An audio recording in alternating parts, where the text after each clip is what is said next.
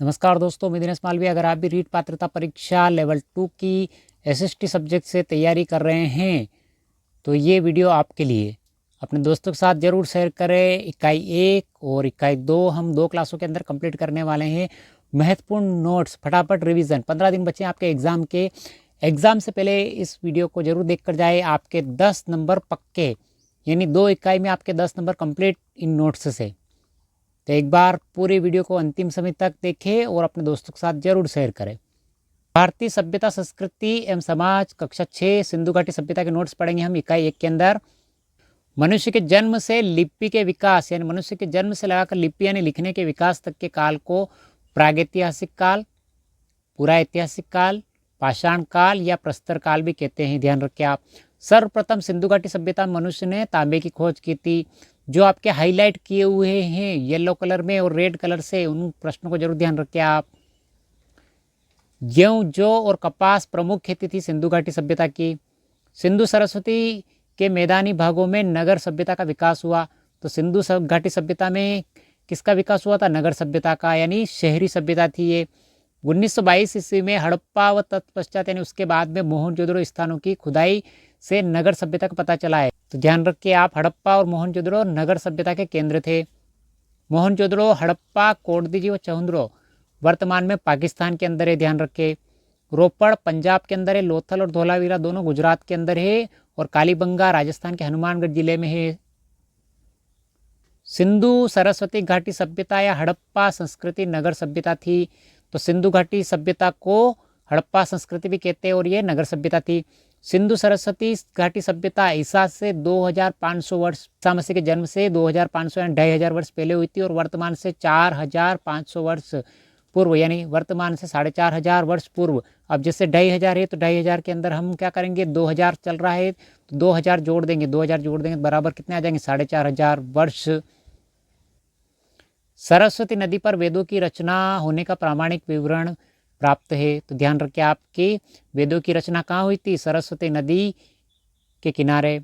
सरस्वती नदी को प्राचीन साहित्य में सिंधु नदी की माँ कहा गया है। तो सिंधु नदी की माँ किसको कहा गया है? सरस्वती नदी को। कहाँ पे? प्राचीन साहित्य में। सिंधु सरस्वती सभ्यता की विशेष बात यहाँ थी कि यहाँ विकसित नगर निर्माण योजना। तो सिंधु सरस्वती सभ्यता में सबसे मुख्य बात क्या थी? नगर निर्माण योजना, यानी नगर के निर्माण की योजना।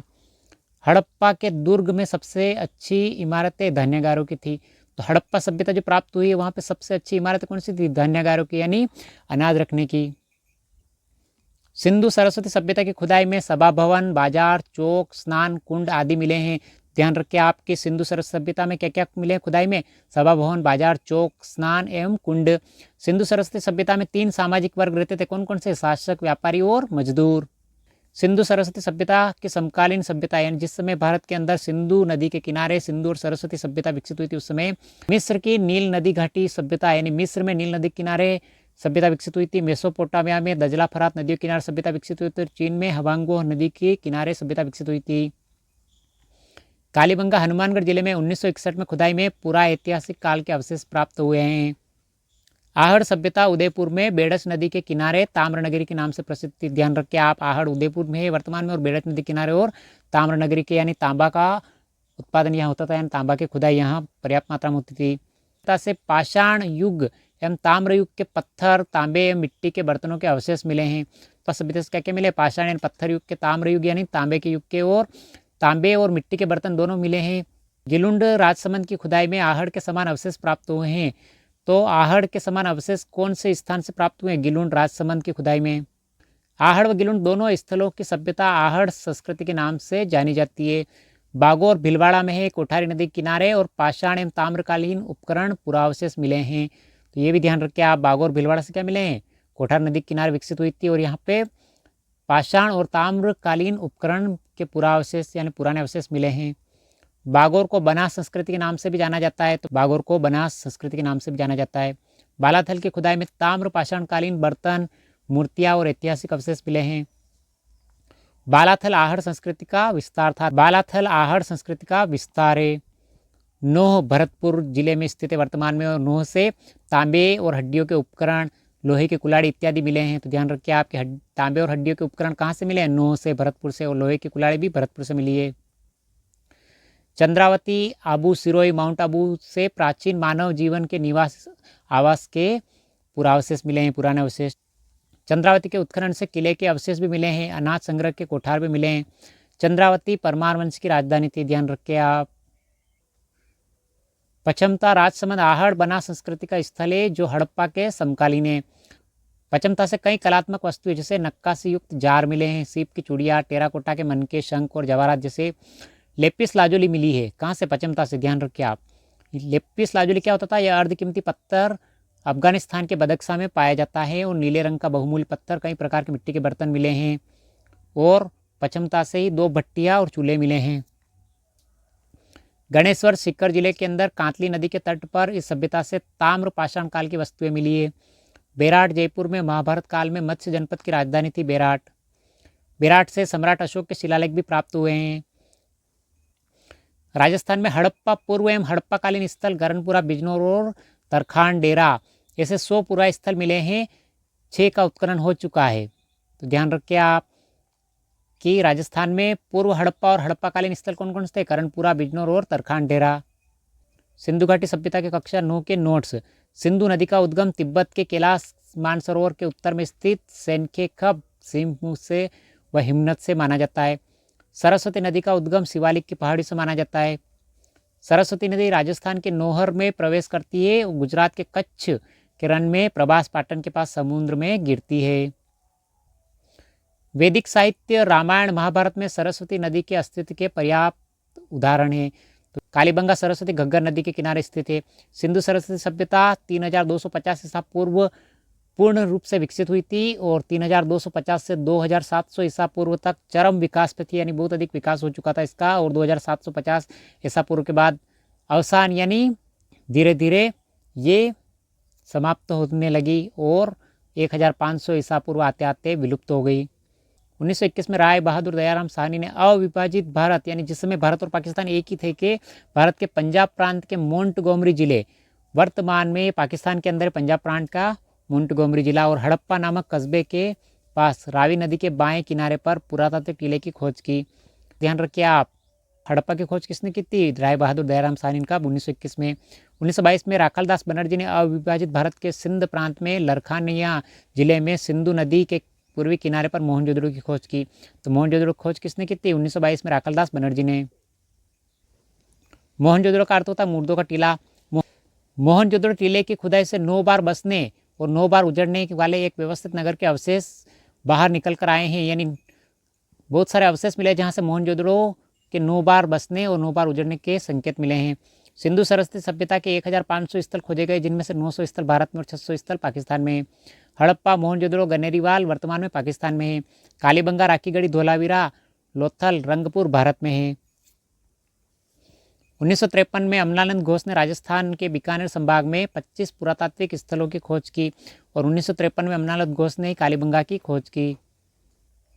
सिंधु सरस्वती सभ्यता की सड़कें एक दूसरे को समकोण पर काटती थी, समकोण यानी इस तरीके से प्लस के निशान की तरह। सिंधु सरस्वती सभ्यता में व्यक्ति अपनी योग्यता के अनुसार विभिन्न कार्य कर सकता था। सिंधु सरस्वती सभ्यता में समाज की प्रमुख इकाई परिवार था। सिंधु सरस्वती सभ्यता के काल में समाज और परिवार में नारी को सम्मानजनक स्थान प्राप्त था। पर्दा प्रथा सिंधु सभ्यता में प्रचलित नहीं थी, ये इंपॉर्टेंट है, ध्यान रखें। स्त्रियां चांदी और तांबे के आभूषण पहनती थी, लोग सूती वस्त्र पहनते थे। सिंधु सरस्वती सभ्यता के लोग गेहूं, जौ, चावल, दूध तथा मांसाहार का भोजन में उपयोग करते थे। कालीबंगा में जुते हुए खेत के अवशेष मिले हैं। तो विश्व में सर्वप्रथम कालीबंगा से जुते हुए खेत के अवशेष मिले हैं। पालतू पशुओं में गौवंश का अधिक महत्व था। चहुंद्रो तथा कालीबंगा की खुदाई में तोल के अनेक बाट मिले हैं। तो इंपॉर्टेंट प्रश्न, चहुंद्रो और कालीबंगा की खुदाई में तोल के अनेक बाट मिले हैं। मोहनजोदड़ो में सीप की एक टूटी हुई पटरी स्केल मिली है। रीट में पूछा गया प्रश्न, ध्यान रखिए आप, मोहनजोदड़ो से सीप की टूटी हुई पटरी यानी स्केल मिली है। गुजरात में लोथल नामक स्थान पर खुदाई में निकली एक गोदी यानी बंदरगाह के अवशेष मिले हैं।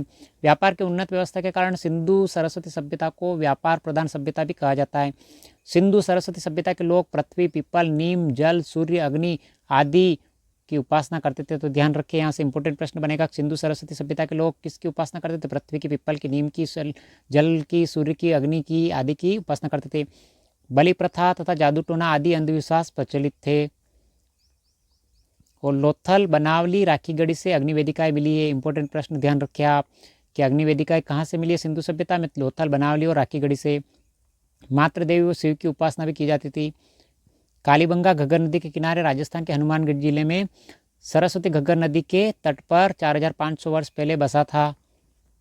तो कालीबंगा शहर जो था घग्गर नदी किनारे बसा था आज से यानी वर्तमान से 4500 वर्ष पहले।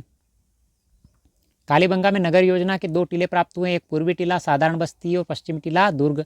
कालीबंगा में जुते हुए खेत के साक्ष्य मिले जो संसार में प्राचीनतम है। कालीबंगा में धार्मिक प्रमाण के रूप में अग्नि वेदिका के साक्ष्य मिले हैं। तो अग्नि वेदिका के साक्ष्य कहाँ से मिले हैं? कालीबंगा से। कालीबंगा से प्राप्त मिट्टी के बर्तन और मोहरों पर लिपि अंकित पाई गई है, वह सैंधव लिपि है। ध्यान रखिए आप, कालीबंगा से मिट्टी के बर्तनों पर और मोहरों पर जो लिपि अंकित पाई गई है कौन सी है? सैंधव लिपि है। कालीबंगा से पानी के निकास के लिए लकड़ी और ईंटों की नालियाँ बनी हुई मिली है। तो ध्यान रखें आप, लकड़ी और ईंटों की नालियाँ कहाँ से मिली है? कालीबंगा से। कालीबंगा की नगर योजना सिंधु घाटी की नगर योजना के अनुरूप थी। तो कालीबंगा की नगर योजना किसके समान थी? सिंधु घाटी सभ्यता की नगर योजना के अनुरूप यानी बराबर उसके समान। आहड़ उदयपुर दक्षिण पश्चिम राजस्थान की कांस्य युगीन संस्कृति का मुख्य केंद्र था। तो राजस्थान के अंदर कांस्य युगीन संस्कृति का मुख्य केंद्र कौन सा था? आहड़ उदयपुर। आहड़ संस्कृति बेड़स बनास की घाटियों में विकसित हुई थी। आहड़ ताम्र युगीन कौशल केंद्र था। धूलकोट का टीला आहड़ सभ्यता का प्रमुख स्थल था। तांबे की कुल्हाड़ियाँ, प्रस्तर के औजार, अर्धकीमती प्रस्तर की वस्तुएं आहड़ से प्राप्त हुई। तो ध्यान रखिए आप, आहड़ से तांबे की कुल्हाड़ियाँ मिली है, प्रस्तर के पत्थर के औजार मिले, अर्धकीमती प्रस्तर की वस्तुएं भी मिली है आहड़ से। आहड़ सभ्यता में से 4 से 6 चूल्हों का होना बृहत परिवार और सामूहिक भोजन व्यवस्था पर प्रकाश डालता है। तो आहड़ सभ्यता से क्या मिले हैं? 4 से 6 चूल्हे मिले हैं, बृहत परिवार के और सामूहिक भोजन व्यवस्था के संकेत हैं। आहड़ संस्कृति गिलुंड, बालाथल, बागोर तक विस्तार था।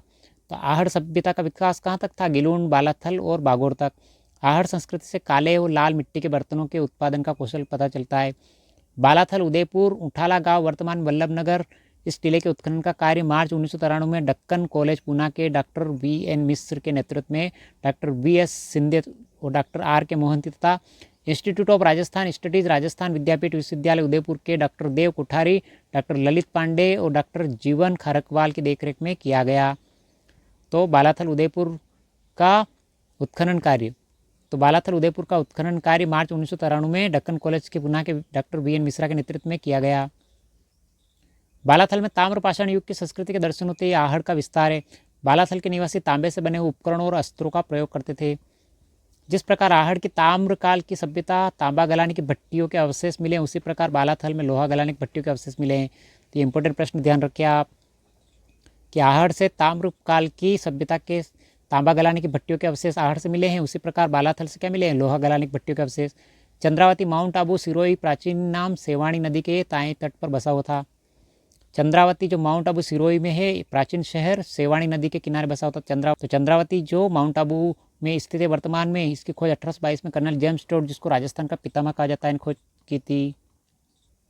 सन 2013 एवं 14 में इंस्टीट्यूट ऑफ राजस्थान स्टडीज साहित्य संस्थान जनार्दन नागर राय राजस्थान विद्यापीठ विश्वविद्यालय उदयपुर के राजस्थान का राज्य पुरातत्व विभाग जयपुर के संयुक्त तत्वाधान में डॉक्टर जीवन खारकवाल के नेतृत्व में चंद्रावती का पुरातात्विक उत्खनन किया गया।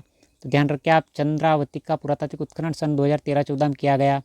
चंद्रावती में एक कमरे में बड़ी संख्या में अनाजों के जले हुए बीज मिले हैं और अनाज पीसने की घट्टी का भाग भी खोजा गया है।